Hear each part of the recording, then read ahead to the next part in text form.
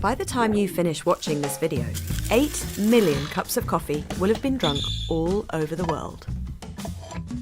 Coffee has been consumed for at least 1,500 years, and some say its impact is so great that it helped fuel the Enlightenment, which gave rise to some of the big ideas that underpin the world as we know it. The main active ingredient of coffee is caffeine, which is considered the most widely consumed psychoactive drug on the planet. So where does coffee come from, and what does it do to us when we drink it? Coffee comes from the fruit of the Coffea arabica plant that originated in Ethiopia. One story claims a 9th century goat herder called Kaldi saw his goats were more full of energy after eating coffee berries, so he had a bite too. Historic records suggest the Sufis of Yemen roasted the seed of the coffee berry to create the beverage we recognise today. In the 15th century, the first coffee houses began to appear across the Ottoman Empire before spreading to Europe in the following centuries. Coffee houses in Europe became a space for discussing business, politics, and new ideas. One academic, Jürgen Habermas, even says without coffee, we might not have had the Enlightenment. Philosophers like Kant and Voltaire, who is said to have drunk as many as 72 cups a day, started to question the Catholic Church's interpretation of the world. Instead, they looked to science, believing that everything in the universe could be rationally explained. This so-called Age of Enlightenment radically changed the world as we knew it. It led to the overthrow of monarchs, the growth of democracy, and numerous scientific discoveries. Coffee also fueled the slave trade. The French used slaves from Africa on plantations in Haiti, and by the early 1800s, Brazil was producing a third of the world's coffee using African slaves.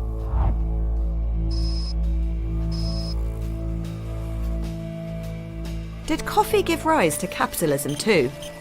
Companies started giving away coffee to their workers and eventually let them have coffee breaks. This wasn't an altruistic move. They were trying to increase worker productivity.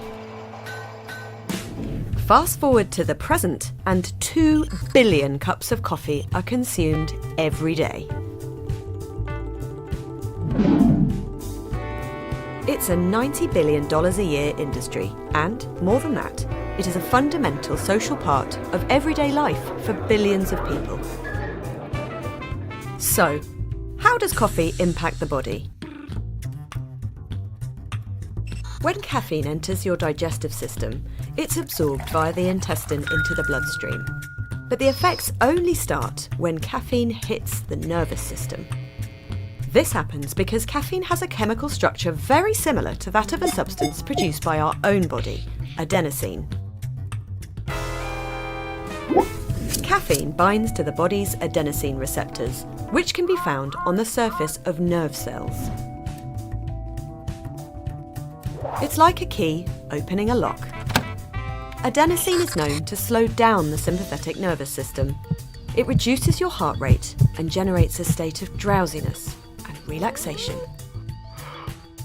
By blocking these receptors, caffeine generates the opposite effect. Your blood pressure, for example, may increase slightly, especially if you are not used to drinking coffee often. The same goes for brain activity. Caffeine stimulates the brain, suppresses hunger, and helps you stay in a state of alertness so you can concentrate for longer. Caffeine can have a positive impact on your mood, inhibit feelings of fatigue, and can improve physical performance. So, many athletes use it as a supplement. These effects can last between 15 minutes and 2 hours. The body removes caffeine 5 to 10 hours after consuming it, but caffeine's residual effects can last even longer.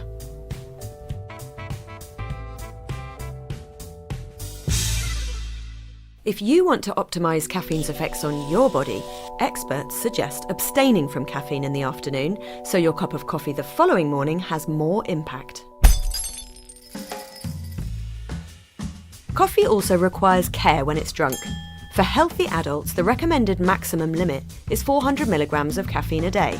That's about 4 or 5 cups of coffee.